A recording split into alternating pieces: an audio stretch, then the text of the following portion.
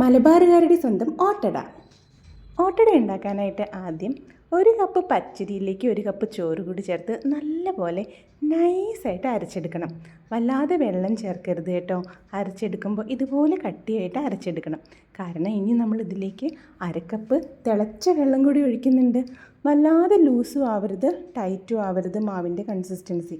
എന്നാലേ നമുക്കിത് കറക്റ്റ് സെറ്റായിട്ട് വരുള്ളൂ. ഇനി ഇതിലേക്ക് നമ്മൾ 1 സ്പൂൺ വെളിച്ചെണ്ണ കൂടി ചേർക്കുന്നുണ്ട്. വെളിച്ചെണ്ണ ചേർക്കുമ്പോൾ നല്ല മയം കാണിക്കും. ആ ഒരു അപ്പം കഴിക്കുമ്പോൾ അതുപോലെ നിറയെ ഹോൾസും വീഴും. അപ്പോൾ ഇത് കഴിക്കാൻ ഭയങ്കര ടേസ്റ്റാണ്. ഈ അപ്പം നല്ല സോഫ്റ്റാണ്. കണ്ടോ, ഈ ഒരു കൺസിസ്റ്റൻസിയിലായിരിക്കണം മാവ്, എന്നാലേ അങ്ങനെ സോഫ്റ്റായിട്ട് കിട്ടുള്ളൂ. ഇതേ സമയത്ത് തന്നെ ഞാൻ സൈഡിൽ ഇതിന് കോമ്പിനേഷനായിട്ട് ഗ്രീൻ പീസ് മുളകിട്ടത് കൂടി ഉണ്ടാക്കുന്നുണ്ട്. അതിനായിട്ട് വെളിച്ചെണ്ണയിലേക്ക് ഉലുവ, കടുക്, വറ്റൽമുളക് ഇതെല്ലാം മൂപ്പിച്ച് തക്കാളി കൂടി ചേർത്ത് ഇളക്കുക. തക്കാളി ഇതിൽ മെയിൻ താരമാണ്, അതുകൊണ്ട് അത്യാവശ്യം ഞാൻ ചേർത്തിട്ടുണ്ട്. പിന്നെ മഞ്ഞൾപ്പൊടി, മുളക് പൊടി, ഉപ്പ് അങ്ങനെയുള്ള കാര്യങ്ങളെല്ലാം ചേർത്ത് നല്ലപോലെ വഴറ്റി അതെല്ലാം കൂടി യോജിപ്പിക്കുക. തക്കാളി ഇവിടെ ഞാനൊരു 3 തക്കാളിയോളം എടുത്തിട്ടുണ്ട്. നല്ല പഴുത്ത തക്കാളി ആയിരിക്കണം കേട്ടോ. തക്കാളി ഇളക്കുമ്പോൾ തന്നെ അതിങ്ങനെ ഒന്ന് സോഫ്റ്റായിട്ട് വരും. ഇനിയിപ്പോൾ അഥവാ സോഫ്റ്റ് ആയില്ലെങ്കിൽ ഒന്ന് മൂടി വെച്ചാലും മതി. ഞാനൊന്ന് കയ്യിൽ വെച്ചിട്ട് ഇടയിലൊക്കെ ഒന്ന് ഉടച്ചു കൊടുക്കുന്നുമുണ്ട് കേട്ടോ, ഒന്ന് പെട്ടെന്ന് ആവാൻ വേണ്ടിയിട്ടാണ്. ഇനി ഇത് വേണമെങ്കിൽ നമുക്കൊന്ന് മൂടി വെച്ചാൽ കുറച്ചും കൂടി പെട്ടെന്ന് സോഫ്റ്റായി കിട്ടുന്നതുകൊണ്ട് തന്നെ ഞാൻ മൂടി വയ്ക്കുന്നുണ്ട്. മൂടി വെച്ചിട്ട് നമ്മളിതൊന്ന് കുക്കാക്കി എടുക്കുന്ന സമയത്ത് നമ്മൾ ഗ്രീൻ പീസ് ഉപ്പിട്ടിട്ട് സൈഡിൽ വേവിച്ച് വെച്ചിട്ടുണ്ട്.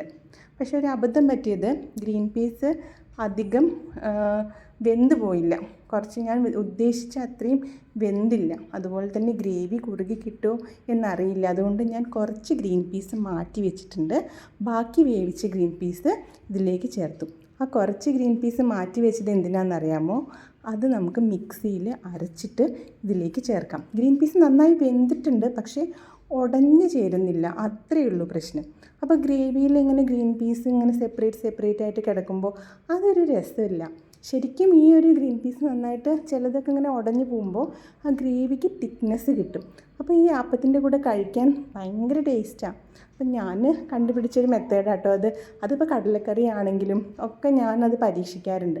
അതായത് വേവിച്ച് വെച്ചിട്ടുള്ള ആ സംഭവത്തിൽ നിന്ന് കുറച്ചങ്ങ് മാറ്റി വയ്ക്കും. കണ്ടോ ആ ട്രിക്ക് മനസ്സിലായോ? നല്ല കൊഴുപ്പായിട്ടുള്ള കറിയായില്ലേ, ഹെൽത്തിയാണ്. തേങ്ങ ചേർക്കുന്നതിനേക്കാൾ ഹെൽത്തി അല്ലേ. ഇനി നമുക്ക് ഓട്ടട ചുടാനായി ഓട്ടട ചട്ടി വയ്ക്കാം. ആദ്യം തന്നെ ഒരു ടിഷ്യൂ പേപ്പറിൽ കുറച്ച് എണ്ണയാക്കിയിട്ട് ഒന്ന് തുടച്ചു കൊടുക്കണം. തുടയ്ക്കാനേ പാടുള്ളൂ കേട്ടോ. എന്നിട്ട് അതിലേക്ക് ഓരോ തവിയായിട്ട് മാവ് ഒഴിക്കുകയാണ്. ഞാനിതുപോലെ ചെറിയ ഓട്ടടകളെ ഉണ്ടാക്കാറുള്ളൂ. നല്ല ഹൈ ഫ്ലെയിമിൽ വെക്കണം, എന്നാലേ ഉള്ളൂ നല്ലപോലെ ഹോൾസ് വീഴാം. ഒരുവിധം ഹോൾസായി കഴിഞ്ഞിട്ടുണ്ടെങ്കിൽ ലോ ഫ്ലെയിമിലാക്കി അടച്ച് വയ്ക്കാം. അപ്പോഴാണ് നല്ലപോലെ ഉൾഭാഗം വേവുക. ഓൾറെഡി തിളച്ച് വെള്ളം ഒഴിക്കുമ്പോൾ ചെറുതായിട്ടൊന്ന് വെന്തിട്ടുണ്ടാവും മാവ്. അതേസമയം ഇപ്പുറത്തിരുന്ന് എൻ്റെ കറി തിളയ്ക്കുന്നുണ്ട്. നമുക്കിതിലേക്ക് ഒരു സ്റ്റെപ്പ് കൂടി ഉണ്ട്, അതായത് മല്ലിയില അരിഞ്ഞതും കൂടി ചേർത്തിട്ട് ഇളക്കി കഴിഞ്ഞാൽ കറി സെറ്റ്. ഇനി നമുക്ക് ഓട്ടടയിലേക്ക് കോൺസെൻട്രേറ്റ് ചെയ്യാം. ഇവിടെ എൻ്റെ ഓട്ടട റെഡി ആയിട്ടുണ്ട്. ഫസ്റ്റ് ഓട്ടട റെഡി ആയിട്ടുണ്ട്. ഇതിൻ്റെ ഒരു ടെക്സ്ചർ നിങ്ങൾക്ക് കാണിച്ചു തരട്ടെ. നിറയെ ഹോൾസാണ്, കണ്ടോ, നിറയെ ഹോൾസാണ്. എത്ര സിമ്പിളാണല്ലേ. ഇത് കഴിക്കാൻ എന്ത് ടേസ്റ്റ് അറിയോ? മീൻകറിയുടെയൊക്കെ കൂടെ ഉഷാർ കോമ്പിനേഷനാണ്. ഇതുപോലെ ഞാനിങ്ങനെ ഓരോന്നായിട്ട് ഓട്ടടകൾ ചുട്ടുകൊണ്ടിരിക്കുക. ഇത് സെറ്റായി കഴിഞ്ഞിട്ടുണ്ടെങ്കിൽ, അതായത് കറക്റ്റ് ഹോൾസൊക്കെ വരുമ്പോൾ ഇത് ഉണ്ടാക്കുന്നത് ഭയങ്കര ഒരു സാറ്റിസ്ഫൈയിങ് പ്രോസസ്സാണ് കേട്ടോ.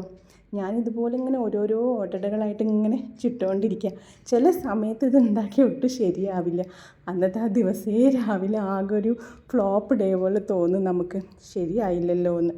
കണ്ടോ എന്ത് രസമല്ലേ കാണാൻ. എല്ലാവരും ഒന്ന് ട്രൈ ചെയ്ത് നോക്കൂ. നല്ല ഹെൽത്തി ആയിട്ടുള്ളൊരു ഭക്ഷണമാണ്. അതുപോലെ തന്നെ എൻ്റെ ഈ ഗ്രീൻ പീസ് കറി. അപ്പോൾ താങ്ക് യു ഫോർ വാച്ചിങ്.